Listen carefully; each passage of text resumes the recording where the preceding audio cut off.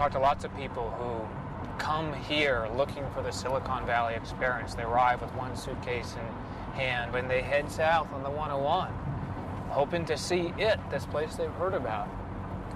And it's freeways, and it's office parks, and it's strip malls, and it looks like every place they've ever been. They end up wondering, where have they come? Why did they come here? What was it that brought them?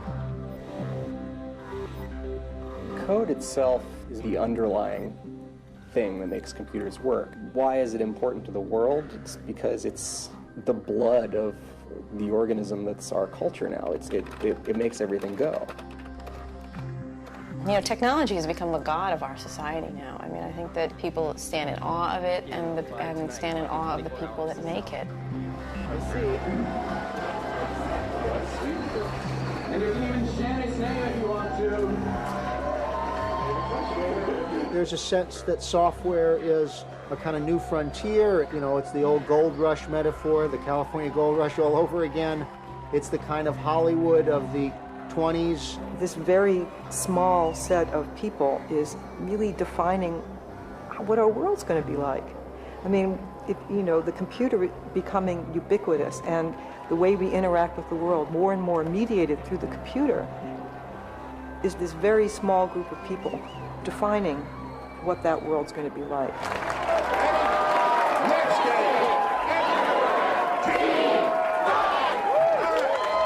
Less than 3 years ago, a small team of engineers at Netscape Communications created software that made surfing the internet easy, and in the process, changed the face of computing. On this day, however, the company is in big trouble, driven to the ground by its rival and software colossus, Microsoft. Only a radical strategy will help save it. Let's hear a little Mozilla! Mozilla! Mozilla! Mozilla! Netscape is giving away its source code to programmers outside the company. The source code is the secret formula for browsing the web. The code is named Mozilla, and if widely adapted, it will make Netscape's code the internet standard, drawing users to its other products and restoring the company's sagging fortunes. Our story focuses on a team of engineers who will come together in this building.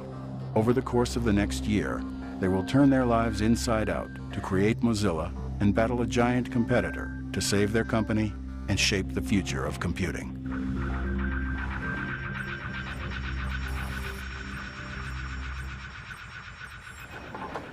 Right now we have a problem that the work looks like it can't possibly be done in time for the date we announced. So we're just trying to drill down on how doomed we are. And sometimes the only way to do that is get everybody in a room and stare each other in the eyes. We said we're giving you Netscape Communicator on 331. So if we're not giving them Netscape Communicator on 331, we need a way to address that. We can't do anything about it right now, and we're working to rectify The goal is to get Mozilla to developers by March 31st, a few short weeks from now. It is one of the most ambitious schedules in the company's history. It's a joke. I think we've been very explicit about it. When you make a mistake, correct it as soon as you can. That's all you can do. We've now timed out on my imaginary allotted time for this discussion. Michael Toy, one of Netscape's first employees, heads the team that will prepare Mozilla for public release.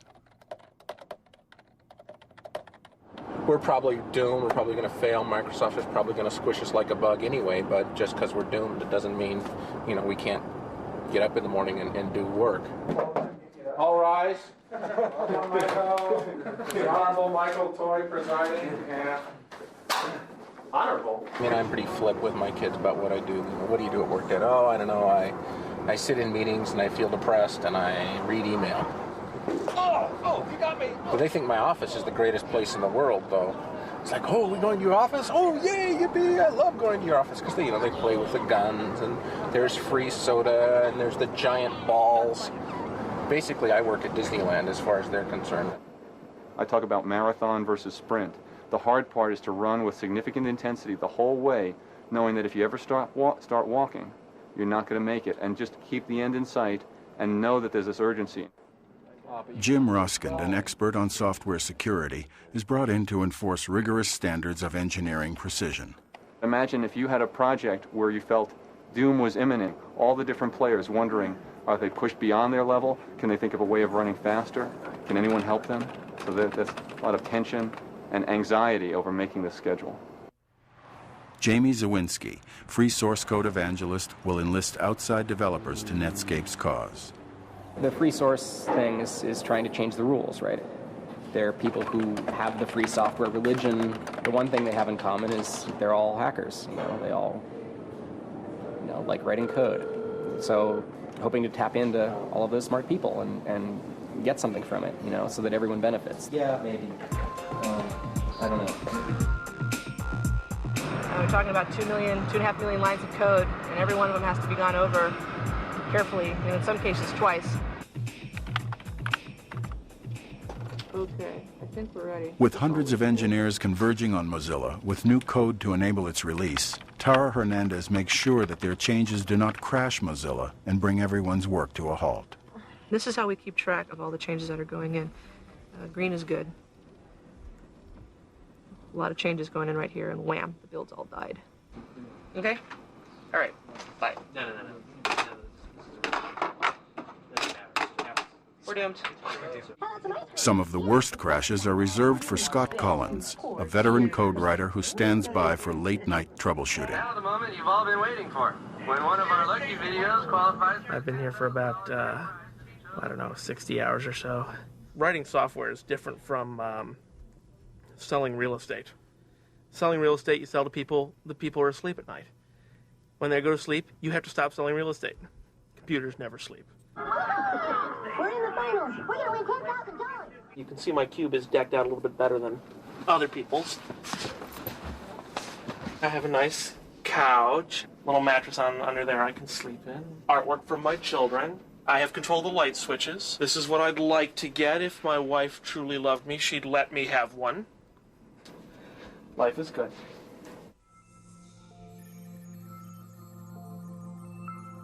Okay. Okay. All right. There are a ton of bugs in here that people just aren't doing anything about. To give away its code, Netscape's engineers must make thousands of bug fixes, often minute changes that will allow the code to be used by outside developers. Jeff Weinstein has 1, 2, 3, 4, 5, 6, 7, 8, 9, 10, 11, 12, 13. One bug, hidden in the mass of code, can stop everyone else's work and threaten the ship date. I need someone to page Jeff Weinstein and get him to call 2024. Even a team of 20 people building a car, it's easy to step back 40 feet and look and go, hold it, that guy's not putting on the wheel. You have 40 programmers working. They all come to you with code, a gigantic morass of little details piled up on a disk. Usually you can't even see the pieces, whether they were doing it correctly. You have to assemble it into the whole and then see if the whole works, and then you're not even sure who gave you the bad bits. Oh. That would be bad. Let's go downstairs. Come on. You talk about a recipe. Who gave you the bad flour? Someone went out to grind flour, and they had to all be exactly the right size chunks of flour. Someone else made chocolate chips. They all had to be the right size chunks. You can't figure it out until you put it all together. You hand it out, and people go, I don't like the way this tastes. Okay. And now you have to wonder, with all these details coming together, which was the problem? Who's causing the problem? How can you fix it? You've got to ship on a certain time. And now you have all these people, you have the clock ticking, it gets pretty intense. Since Netscape began, the amount of code making up Mozilla has increased by a factor of 30. The job of programming and debugging it rests upon a precarious balance of science and art. 20 minutes, we'll see what does it say right now? They talk about what they do as if it was a kind of alchemy, a kind of wizardry. It does remind me of athletics in that way. Why is someone a good baseball hitter? Often the hitters themselves can't really explain it. And often the best software people cannot themselves understand why they're so good at it. But I think what makes a great programmer is being raised techie. My particular team at Netscape, I think we all grew up techie. We all grew up with computers around us somewhere, so that we were exposed to them before we became adults, if any of us are really adults. Jim's the most grown-up of us. A lot of my childhood from roughly age 6 to age 17 was around here. Life was just a nightmare. This was a very, very scary place. The school wasn't too bad, but it meant that get to work on puzzles and problems. All of the puzzling is math, and that puzzling is the exact same feeling, the exact same problem that you go through when you're programming. When I was young, I'd be building with erector sets and Lego. Now, the structures that you build are in software. My mom is a first-class geek, too. And so I have the unique experience of being able to shop with my mom, because she's a director of really important stuff at Sun. At Netscape, one of the code words for is the average person going to be able to use the software is, well, can my mom use it? It's like, well, yeah, my mom can use it. My mom can write optimizing compilers. By the time I was 12 years old, I was making $50 an hour programming computers. People say, what should I be? Should I grow up to be I say computer programmer.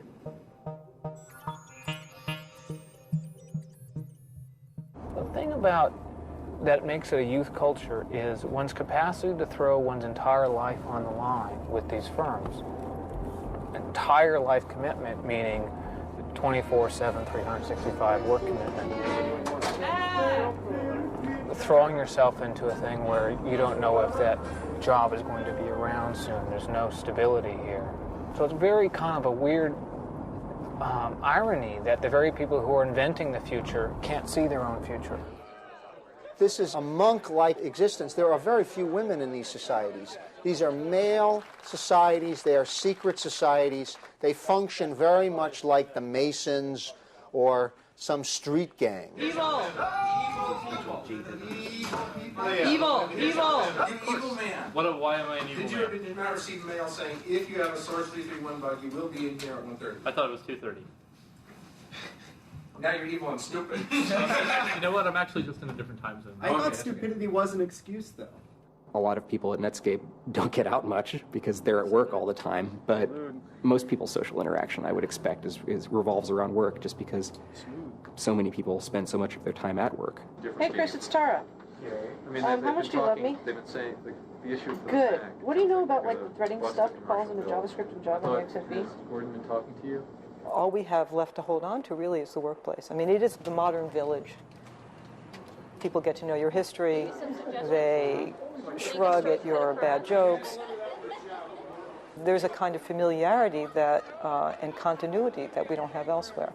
Paul, we're going to go out in a while and get something to eat and do stupid things. You interested? Sure. Right. Okay, purpose of this meeting is not to beat up people. The purpose of this meeting is to make sure that as a company we are incredibly focused on getting the bug count to 0. We've been moderately focused up until now. We need to be deadly focused from here on in. Okay, Jeff Weinstein. Is he in this room? He is not in this room. He is not in this room. Did not check in this weekend. True or false? He did not check in this weekend. He did not answer his mail, and he hasn't answered his phone yet either. His locator shows he's with the rest of the colonists. And the old saying is that trying to manage programmers is like trying to herd cats.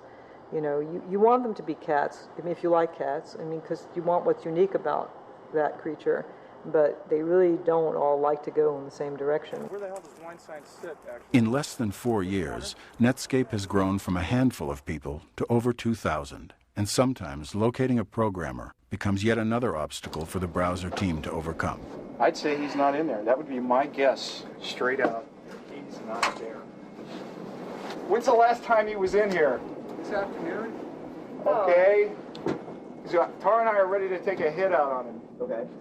Well, if you see him when he comes back, tell him to panic and run around, and we're like doomed on Mac right now because the person who's working on Mac is like waiting for data, right? You should go around and get like every person in the company saying doomed. Netscape's predicament has much to do with this man, Bill Gates, whose company, Microsoft, has made him the richest and arguably the most powerful man in the world. All right, if we could have order, we'd like to begin. Viewing Netscape's browser as a potential threat to his computing empire, Gates has moved swiftly, making his own browser free, and Netscape claims also engaging in unfair business practices to take away its customers. But we need to explore today whether you and your company have crossed the line. Or, on the other hand, whether this is just the carping of disgruntled rivals. Netscape CEO Jim Barksdale argues his company's case before the Senate. And certainly nobody here on this panel is a greater admirer of Mr. Gates or his company than I am. But we do ask that Microsoft be held accountable for some of their actions that intimidate PC OEM manufacturers to use their products and exclusionary practices that prevent them from using my products. Not all companies succeed. Some fail to embrace change. This is the way technology in the free market works. The software industry's success has not been driven by government regulation, but by freedom and the basic human desire to learn, to innovate, and to excel. Meanwhile, thousands of miles away, Netscape programmers continue working around the clock in a race to meet Mozilla's release date. These guys, they tend to work very consistently, so they'll just keep working until it's done. They won't stop. They don't need food, they don't need sleep, they don't need anything. Okay, they take pay, but you know, that's A while ago, some people from Harvard came and said, well, how do you develop software? We're writing a book. And I talked about all the things that I thought were really important, and they were just, it felt to me like they were shaking their heads going, oh, gee, he doesn't know about Principle 7, and oh, he doesn't know about Principle 22. And in some ways, they're right. I really haven't got a clue, right? I really like to err on the side of every day we wake up in the morning and say, based on what I know today, what's the best way to get to where we all want to go? I personally, or me and you three of us, do not have time to read all 2 million lines of source code to see that there are no remaining problems. We're going over here, zeroing in on Jeff Weinstein. With March 31st only days away, the team can't proceed until Jeff Weinstein, an expert on some of Netscape's most arcane code, finds time to complete the bug fixes on his list. How you doing? Okay. All right, well, you're officially the most doomed individual in the company, sir. This one I can close, same with this one. Yeah, a bunch of these. Hopefully I'll get most of it done tonight. His goal, he was just going to stay all night, and he was going to get it all done. The good news is actually, I think by about, I'm not sure if it was 9 or 11 o'clock at night, he actually was completely done.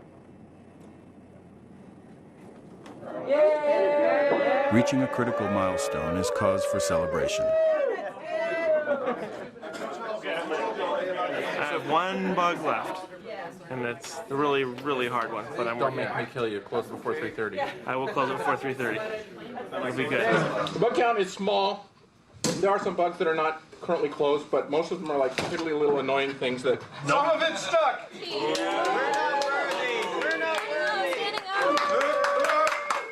I'll praise the mighty ones. There's just been a tremendous pile of people working really hard this week to do the impossible.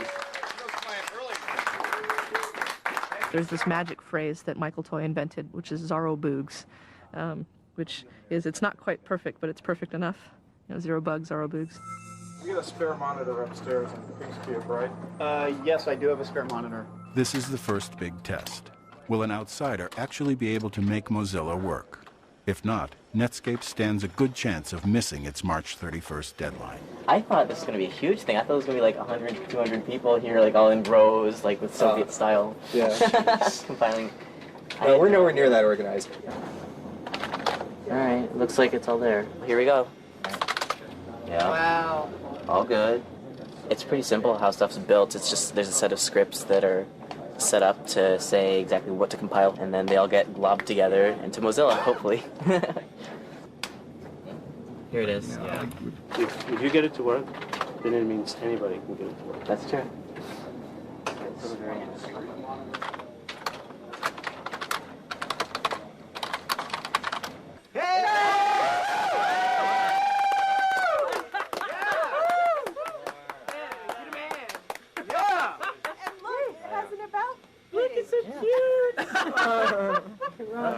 Oh, that was pretty. Yeah, it's... No, I don't think it's working. Well, go to the... Whoa. You pressed it. Elf, shop the food. It's actually going really well. I didn't think we'd actually get somebody to build this quickly. We had to do one small adjustment, and it worked.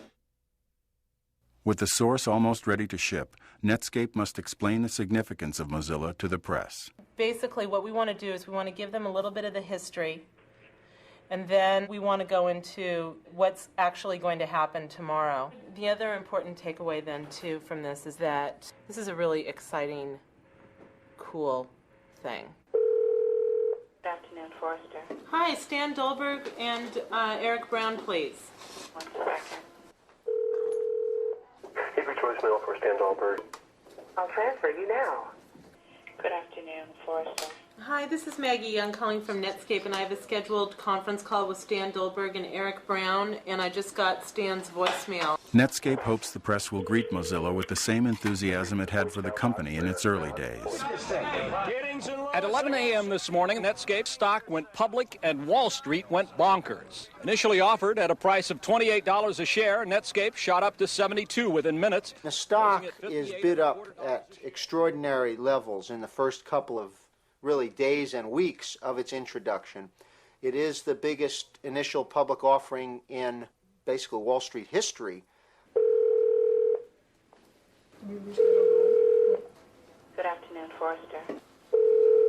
Hi, this is Josh Walker. Today, less than 3 years after its record-breaking IPO, however, Netscape's story generates a different response. Are you there? Yep. As you know, tomorrow is March 31st. Yep. So that means source code will be made available to the developer community, and we thought we would just catch you up to speed and walk you through that and see if you had some questions. Either I'm brain dead or it takes a lot of effort to communicate. And so I'm concerned that while you all know what it means, I'm not confident that it's coming across to the press.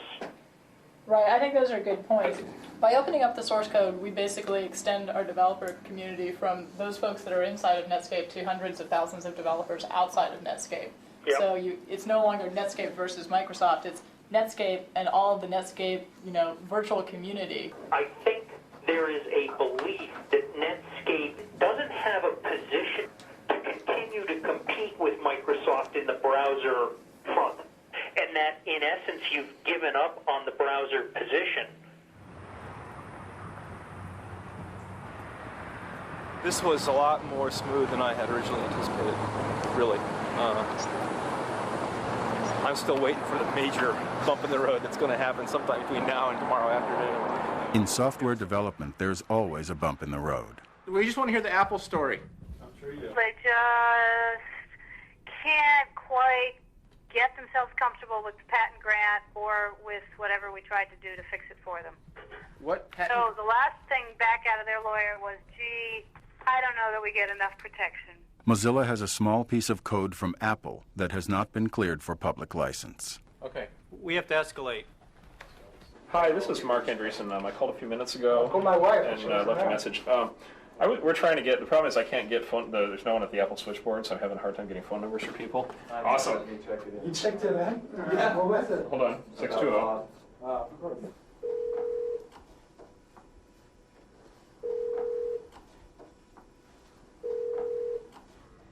In order to ship Mozilla the next morning, Scott Collins is called in to replace Apple's code with his own invention. And theoretically, we believe this is possible. It's my last bug. When I complete this bug, I will be allowed to rest.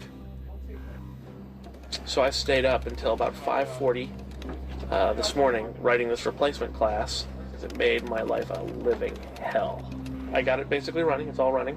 It's all really good. And thank heavens we got permission from Apple to ship the regular source. It's my understanding that Jamie is going to be the person that is going to be pushing the bits up to the website at around 10 o'clock. Is that correct? Okay. And we're going to be staging some different photo opportunities for the press at that time. There'll be television cameras. Couldn't we just hire actors to do this? I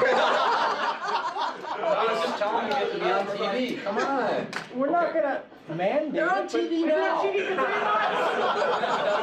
I personally don't think anyone is going to come.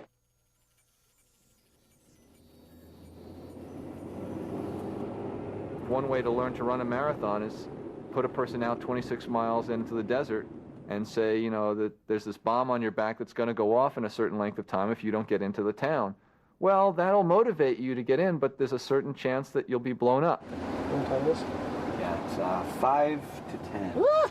So We're going to be late. Hurry up. And welcome everybody to the conference call. Thanks for joining us this morning.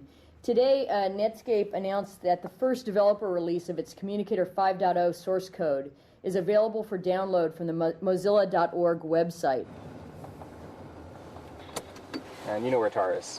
That's right. It's second floor? Yeah, it's the first floor, like way on the other side. And then today, on the end of March, as we announced, we are pushing the code out to the web, as they say, and we're delighted to be part of it, and we're very excited to see what happens. The good news is the marathoner is now coming into town with that bomb on his back, and it looks like he's going to make it. This is the moment of truth. They don't have a theoretical framework to write software. They're just writing it. Hi. It's just like hitting the baseball. If their code gets a home run, nobody's asking questions. Well, this doesn't make sense, or why do you do that? Why does it work? Nobody cares why it works. You're not nervous or anything, are you? It's the commit.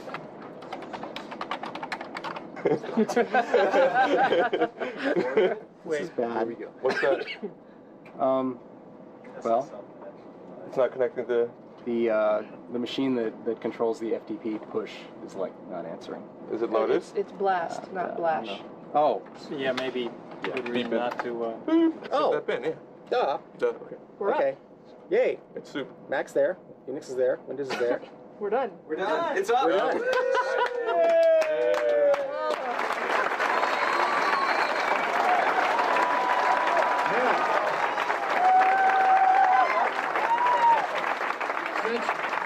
Since Jamie is here, I'm told that means that we have now pushed the source out on the net. Is that correct? Actually, we decided not to. Any funny? It was just a stupid idea. That's our story, and we're sticking to it.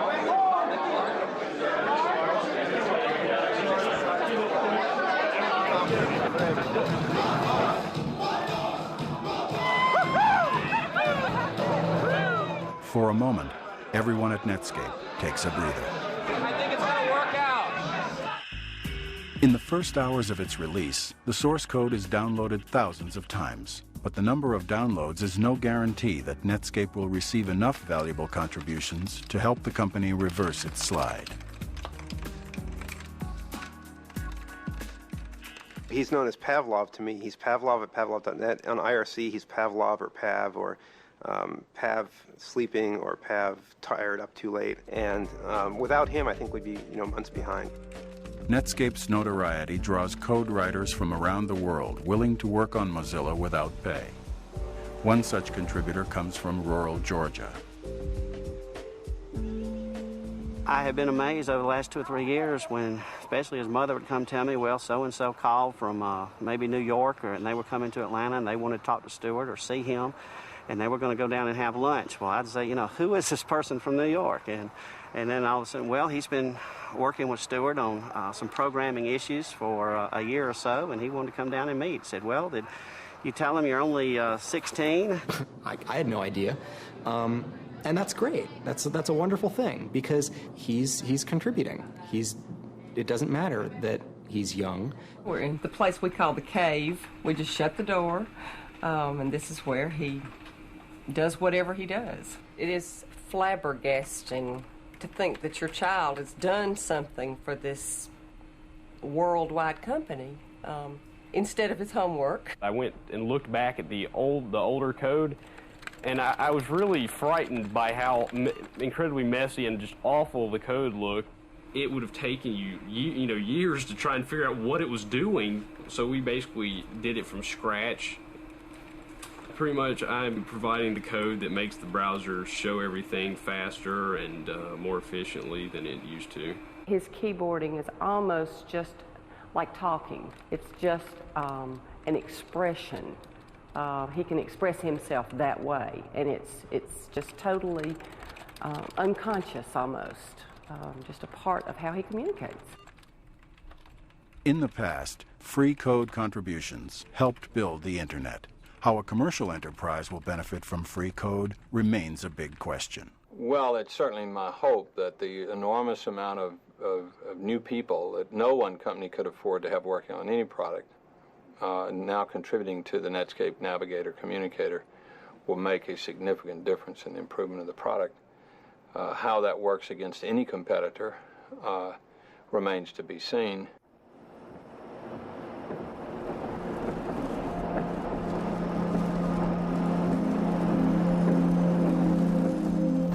Morning.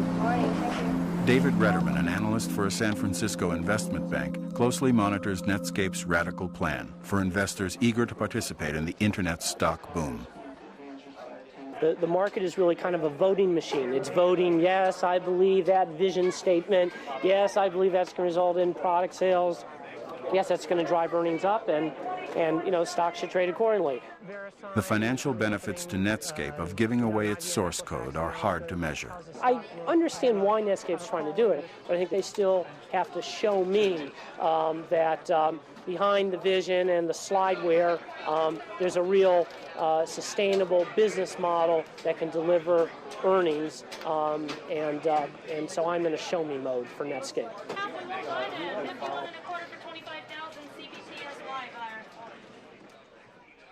Now, my job will be 3 times as hard as it was yesterday. It was already 10 times harder than it needed to be, right? Did I just work really hard to ship the company jewels out of the building, and it's going to just end us in this dying and rolling in poison and misery? The day after the stuff goes out, you really don't get a let up. There is then this sort of day in, day out, go to work, turn on the computer, code, code, code. That's Tara. Tara. Yeah, what's your doctor say, Tara? My doctor said, Mylanta. interestingly enough, that I work too much. And that if I went to work today after my appointment, he would personally kill me. I have an agreement with myself that by the time I'm 35, I'm either going to be a high school teacher or a bartender, but anything other than a position in a high-tech industry. Otherwise, I'll probably die by the time I'm 40.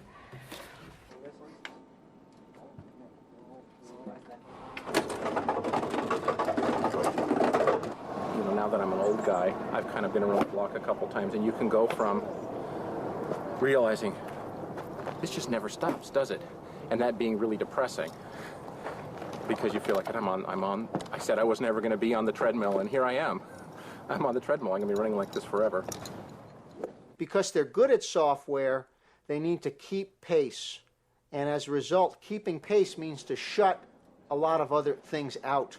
They just don't have time to read, time to hear about the world. They don't have much time for their families. But when you're in a situation where you really have a lot of work to do and no time to do it, you pick what you want. Some people pick wanting to have a family. Some people pick wanting to get some software done. Christopher was born right after I started at Netscape, and I basically missed the first 2 years of his life because of the intensity. I'd work till about 7 or 8 o'clock, come home, eat dinner, put the kids to bed, and then go back to work or work from home until 2 or 3 in the morning, and I was like the dad zombie. He would call and say, I'm on my way home, and then it would be 2 or 3 hours, and, the romantic dinner candles had burned down, and I was thinking he was dead by the side of the road, so, if 24 hours goes by and I don't hear from him, I pretty much know where to find him.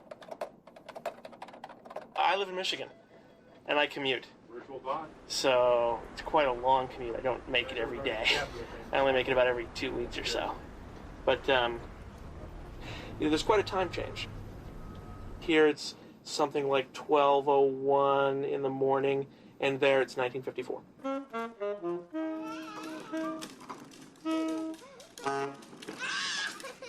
The motivation for moving back here is I wanted to get into a community, put roots down, and feel settled.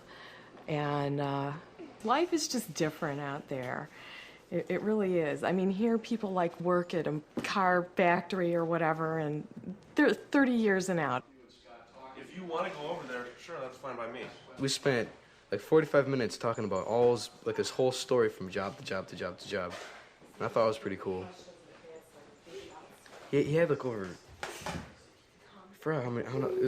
over 10 or something jobs. He seemed to do it a lot during particularly peak stressful times, baby due in 2 months, I'm changing jobs now, dear. I like when everything's changing.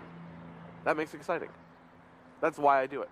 It's something to be in the storm, right in the middle of it, and seeing everything new happening and putting it all together. It's really exciting. It's almost addictive. I wouldn't want to leave it, that's for sure. At times, it's a clear sacrifice of elements of your personal life. I have to work very hard, but I have the chance of being rewarded for my efforts. The disadvantage, my life's moving on. I don't have any children yet. You realize there's a certain amount of my life that I'm sacrificing, and I'm going to look back, and a portion of this life is gone. In the U.S., we have at least several million people directly making a living from software, and it's the fastest growing group of people in the economy, and it's certainly, in aggregate, the highest paying field of its size. I mean, yeah, you've got baseball, you've got Hollywood, but, you know, when you really think of a group that has millions of people in it, these are the highest wages anybody's ever seen in the United States. I hear you. The opportunity to win big for code writers is very real. In fact, that, if you will, jackpot opportunity is reflected here on a Wall Street trading desk. And I find that a lot of the engineers and managers from Silicon Valley are very attuned to what goes on these trading floors daily. By one account, 64 millionaires are created daily in Silicon Valley, where any technology worker can strike it rich overnight. You join a company and they give you some stock options, which basically says, rather than just giving you stock, they give you the right to buy the stock in the future at the current price. You might get stock in the order of, you know, maybe a year's salary or 2 years' salary, typically, worth of options. In some of these real booming companies out there on the internet, the potential for becoming a millionaire or doing very well is very, very high. The people who are very, very early, they call them Mozillionaires. Stock options are a con. It's a carrot they dangle. It's like, oh, well, you know, if you give up your one and only youth, maybe someday you'll make money, right? I've known so many people who gambled on the startup lottery and got nothing. You know, it's just like a lottery ticket. It's a stupid tax. I happened to win that particular lottery. From the day Microsoft announced its aggressive commitment to the internet, however, Netscape's stock has been in a steady decline, and throughout most of 1998, Netscape options are essentially worthless. A year and a half ago, half of our revenue came from browser sales. Today, none of it does. And, well, any business person out there knows that that's a huge challenge. I mean, let me take your number one selling product away from you and you replace that within a period of 12 months or so. Not many people want to do that. Even though the company sells other internet products, the marketplace views Netscape as a browser company in a losing battle with Microsoft. Greg, this is Jim Barksdale with Netscape Communications. How are you? It's clear that Netscape doesn't have enough pieces to threaten Microsoft. All right, Greg. I don't think that Netscape long-term can survive as an independent company. While Mozilla tries to recapture the early glory days of the company, integrating code from the outside means more work for everyone on the browser team. Apparently, I must have done it backwards from what you told me, or I don't know what. Okay, this is bad. We want to take the old free tree and use it as a subsection, and we want to build this interesting tree around it. No, that's not what we want to do. We have NS and NSProv at the top, right? It's either a project file for this or a project file for that. It can't be a project file for both. We don't have a plan for doing both. So right now, I have some files that have to come from here for Java in the single directory, and some files that have to come from here in the same directory. The same directory. Tell me how I do that. That's the problem. The browser division, which costs the company almost $30 million a year to operate and contributes few revenues to the company, is reorganized in the fall for the second time in less than a year. Do we have all the answers? No. We're going to try and learn what we can from seeing the people who've done this well. When I joined a startup, I knew that 19 out of 20 fail. When an employee comes to work at Netscape today, he doesn't have the perception that there's a 19 out of 20 chance that this job is not going to be in place 1 to 5 years from now. If you live here, it is the ubiquitous conversation. Do you believe that Microsoft has used either A, illegal or just unfair methods to take market share from Netscape? And if the heart and soul of this industry is opportunity, is egalitarianism, Microsoft having achieved its market share on anything other than the backs of its code really riles everybody up.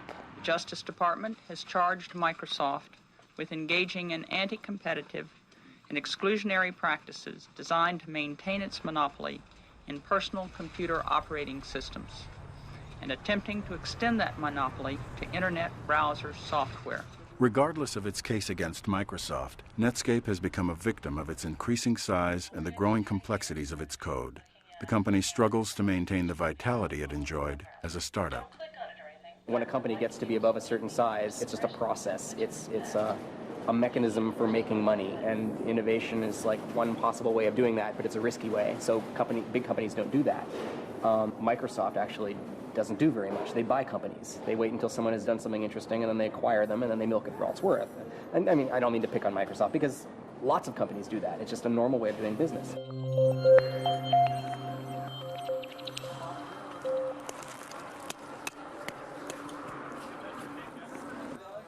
We're on our way over to the Flint Center now. We're going to have an all-hands meeting. Jim Barksdale has moved up the all-hands meeting by roughly about a week. We've just announced quarterly results, and now this major change in direction. Well, in case you hadn't read the newspapers, we have, as of 1:30 this morning, concluded negotiations and agreed to sell our company to AOL of Dulles, Virginia.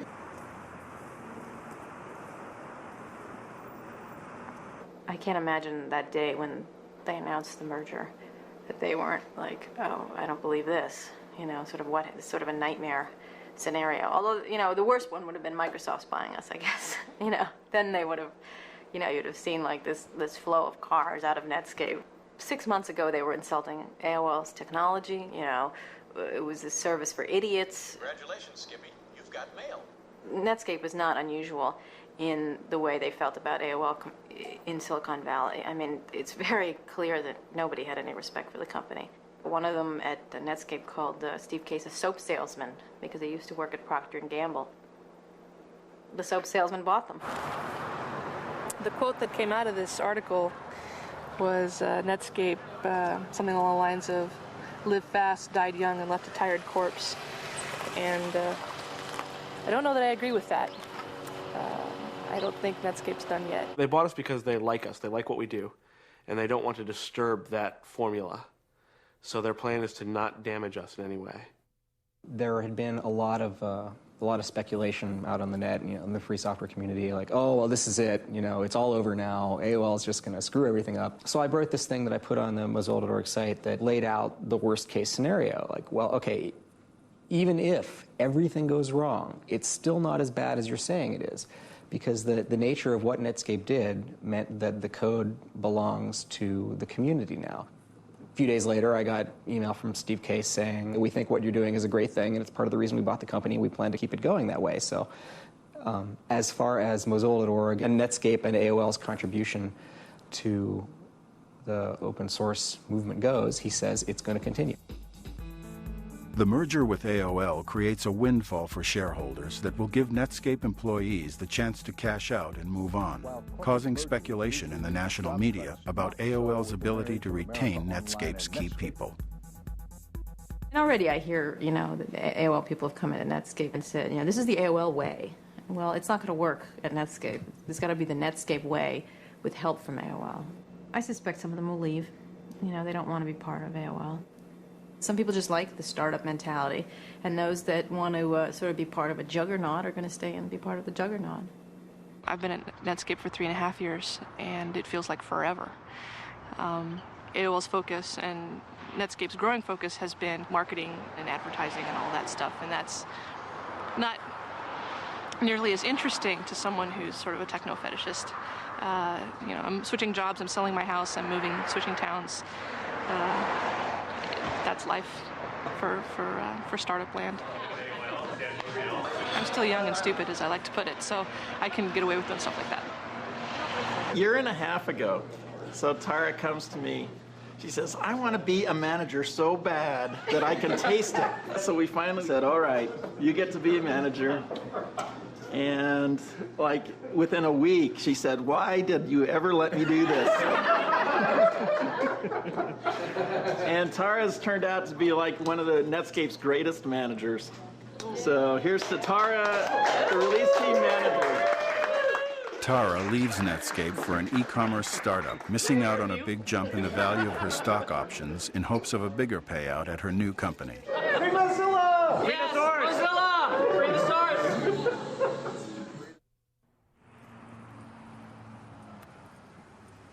Regardless of how AOL runs the Netscape business, it's not Netscape anymore. That part's over, and that's really sad. I wish Netscape could have gone it on their own. Frustrated by what he perceives as a lack of commitment to open source development, Jamie quits Netscape 1 year to the day he helped give away Mozilla. The movie Hackers, I think, is just a great movie. I wish our lives were like that. I wish we were roller skating around in spandex and fighting bad guys, but it's not. It's sitting in a room and typing all day. This was what I was trying to escape, this life. I knew I did not want to live here. I've been out here now about 4 or 5 years. This is a nice place. This is escape from the jungle.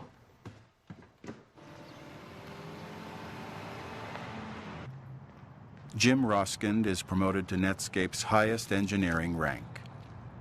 Last night I was here at 4 in the morning, and this isn't even in the middle of a critical push, but it's almost like an addiction, an adrenaline rush, going for perfection, a pushing.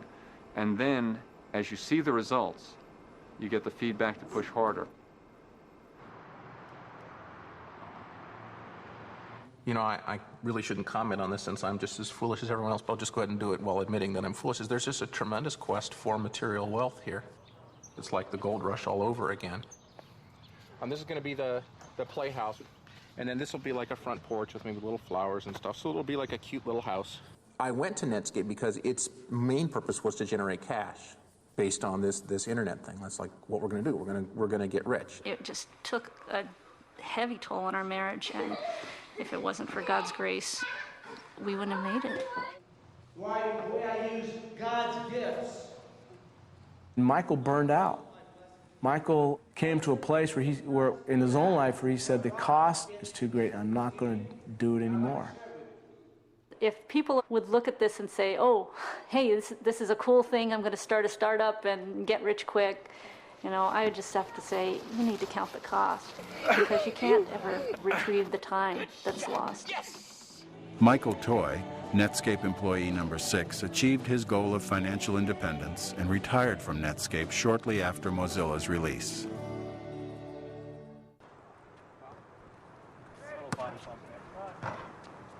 In the Valley, if you've stayed someplace longer than about 3 years, people wonder what's going on. Why can't you get another job? What's wrong with you? If you're a programmer, you pretty much change jobs about every 2 years or so.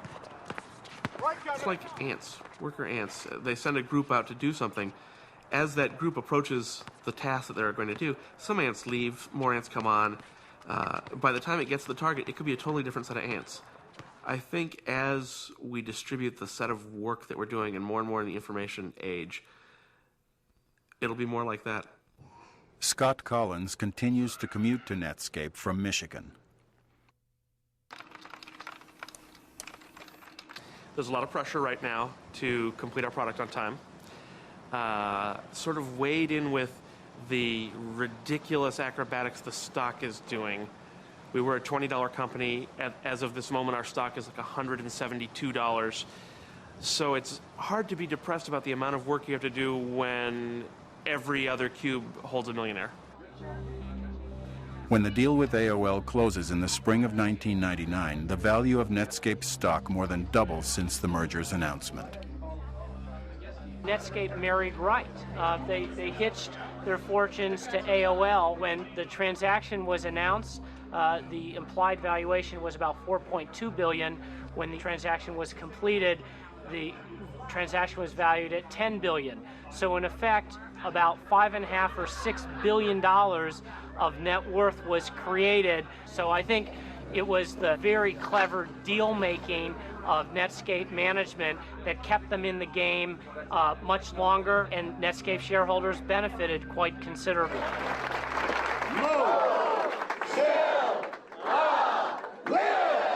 While many executives sold their stock during Netscape's final year, Barksdale bought more.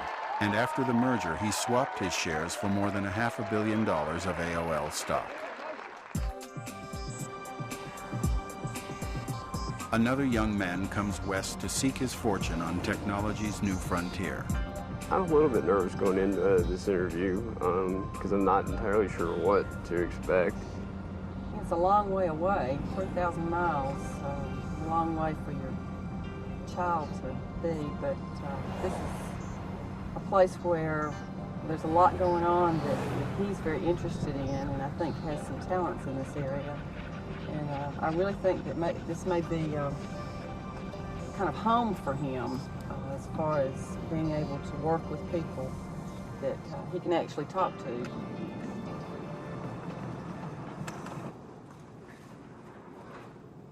Pavlov. Hey. See you again. Good to see you. What I want to know is what you want to do. I mean, what your goals are for the next couple of years. My goal right now is I want to see the Unix version faster than the Windows version. Once we pull that off, then, we'll see. But that's my goal. Okay, cool. Pavlov is hired by Netscape. He postpones going to college. Taking part in what one investor has called the largest legal creation of wealth in the history of the planet, David Retterman moves to a new investment bank.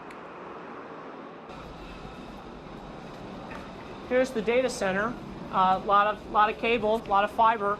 These can be sort of, internet connections. They can be our trading lines, our phone lines. We're laying the infrastructure to basically build a major merchant bank. Our view is that the internet changes everything, and we're going to finance the companies that want to be the agents of that change.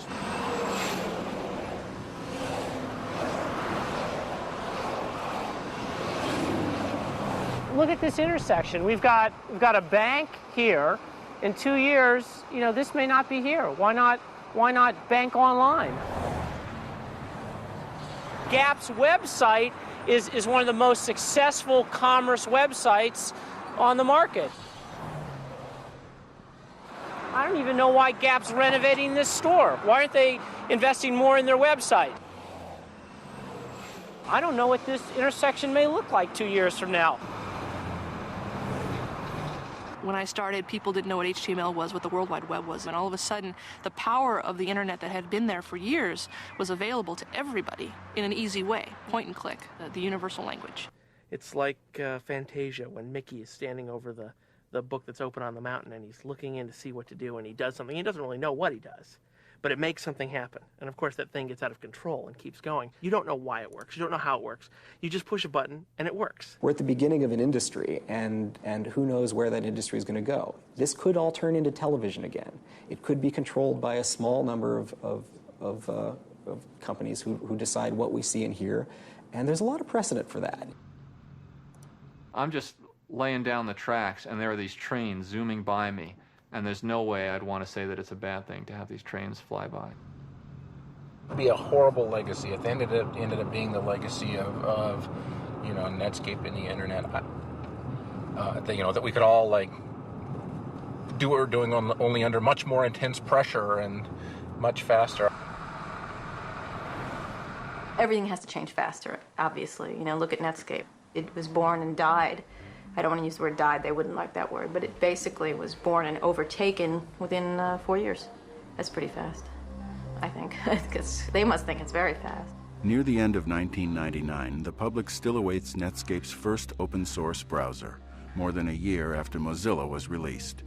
The judge in the Justice Department's antitrust trial rules that Microsoft is a monopoly that stifles innovation. AOL begins the millennium with a new, even larger acquisition, and investors continue buying technology stocks, which trade with increasing volatility. Still, as the internet finds its way into every corner of daily life, so too will legions of programmers and their code, working fast and late into the night.